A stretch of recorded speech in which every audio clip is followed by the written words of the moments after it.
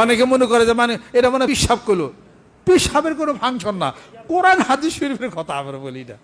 হ্যাঁ, অনেকে পিসাবে হ্যান ত্যান করে শিরিক বেদাতের মধ্যে ঢুকাইছে। আমরা শিরিক বেদাতের কি করি বলেন? এই আপনার বন্ধু নাই চলাচলের ক্ষেত্রে, আপনার যদি একটা চলাচলের ক্ষেত্রে বন্ধু থাকতে পারে, আমার সাথে বহুমানের বন্ধুত্ব করছে, কিসের বন্ধুত্ব? ইমানের বন্ধুত্ব, জান্নাতে যাবে সেই বন্ধুত্ব।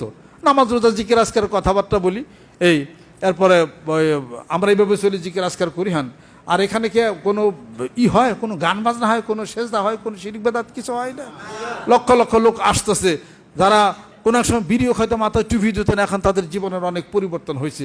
এই বন্ধুত্ব হলে আখেরাতের আল হব্বু ফিল্লাহ অল বুগযু ফিল্লাহ, জান্নাতে যাওয়ার বন্ধুত্ব। জোরে জোরে কোন সুবহানাল্লাহ। আমি আপনাদের খেদমত আরজ করতে চাই, লা ইলাহা ইল্লাল্লাহ জিকির করবেন।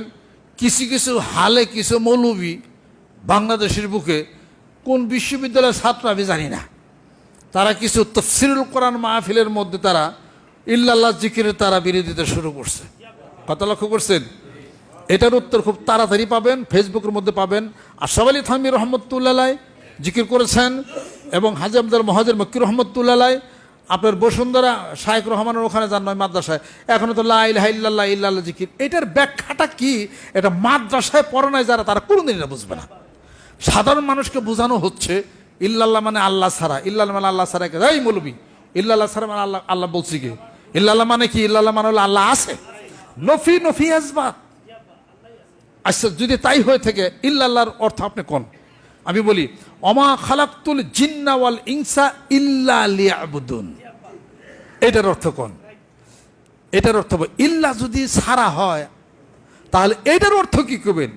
এই আয়াত শরীফের অর্থটা হলো এই, আল্লাহ পাক বলতেছেন আমি জিন এবং ইনসানকে আমার ইবাদতের জন্য বানাইছি। তো ইল্লার অর্থ কি কোন? এটা কোন? আগে কোনো মাবুদ নাই, কেউ নাই, কিন্তু আছেন একমাত্র আল্লাহ রাব্বুল আলামিন। এটা লা ইলাহা ইল্লাল্লাহর সাথে ইল্লাল্লাহ শব্দ ব্যবহার করে, ইমফাসিস করে, এটা কলমের মধ্যে ফাযাকাল ইলমুন নাফিউ কিতাবুল ইলম পড়েন।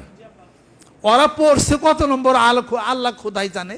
আবার আরেক মুফাসসিরে কোরআন, এখন তো মানে কি জানি কা উসা সাবরাইলে মুফাসসিরে কোরআন পাওয়া যায়। কথা খেয়াল করছেন? আমার বক্তব্য ইউটিউবের মধ্যে যাচ্ছে, আমি কারোর ভয় করি না। উসা সাবরাইলে মুফাসসিরে কোরআন পাওয়া যায়। এখন গাতে পাতে তাফসীরুল কোরআন মাহফিল, ওরে তাফসীর। এত বছর পরে আরবির বই পিএইচডি করে তাফসীর করার সাহস হয় না? উনি কিছু চায়রাত একটা টুপিনি মাথায় দিয়া, হ্যাঁ, সিংহাসনে বসে দুই ঠ্যাং সামনে দেয়, দেওয়ার পরে তাফসীর শুরু করে দেয়, তাফসীরুল কোরআন মাহফিল। ওরই কিছু মুফাসসিরে কোরআন একজন বলে কি আল্লাহ আল্লাহ জিকির করা এটা ঠিক না। এটা কথা লক্ষ্য করছেন? ও তো লেখাপড়াই শিখে নাই। হ্যাঁ, ফেসবুকে হয়তো কথা আপনার বক্তব্য আপনারা শোনেন না। আপনারা এটা, আমরা কষ্ট করে পড়াশোনা করে তারপরে ইসলাম প্রচার করা শুরু করছি। আমরা এটা মুসলিম শরীফের মধ্যে হাদিস শরীফ বের করেন।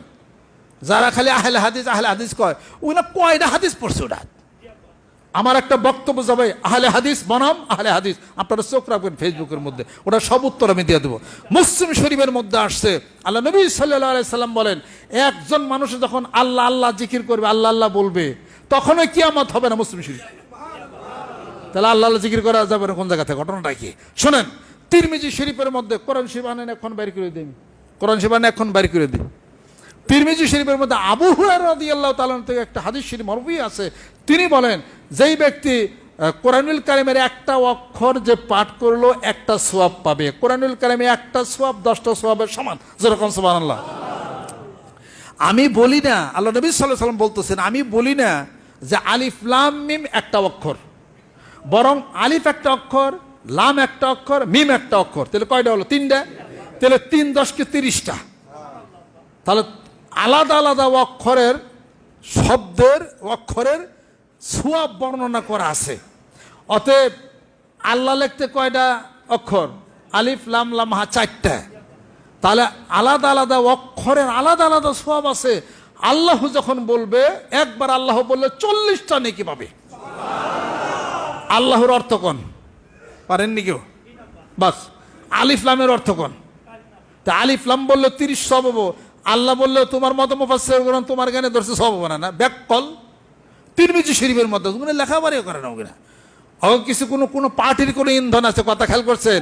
ওগুলারে দিয়ে দিছে ওরা ব্যক্তিদের একজোট হইয়া এগুলো শুরু করছে, এগুলো কোনোদিন পারবে না ইনশাআল্লাহ তাআলা। আমি আপনাদের খেদমত আরজ করতে চাই, যারা হক তরিকতপন্থী পীর মাসেক বুজুর্গানে দিন, রুহের জগৎ, আত্মার জগতের বায়াত করে, মরিদ করে, সুন্নতের ইত্তেবা করে, বায়াতের বিরোধিতা করে, ওরা হলো ওই যে চোখ থাকিতে অন্ধ হইয়া ওই কাজ ওরা শুরু করে দিছে। সূরা মুমতাহানা খুলেন, বায়াতের কথা আছে, এবং সূরা আল ফাতহা খুলেন, বায়াতের দুই জায়গার কথা আছে। এরপরে সূরা তাওবার 112 নম্বর আয়াতের মধ্যে দেখেন আপনার স্পষ্ট ক্লিয়ার কথা রয়ে গেছে। এটা এই হিসাব পত্র মিলা বুখারী শরীফের মধ্যে আছে, মুসলিম শরীফের মধ্যে আছে। কেরা বলছে গেলা না এরা?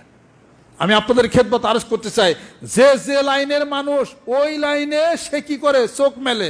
মনে করেন যারা তবলিগ জামাত করে তারা কেতাব খালি উল্টায়, কোন জায়গায় গাছ পাওয়া যাবে, কোন জায়গায় কাঁকড়াইল পাওয়া যাবে, কোন জায়গায় বহন বহু ফায়দা পাওয়া যাবে, এইটাই তাদের চোখে পড়ে।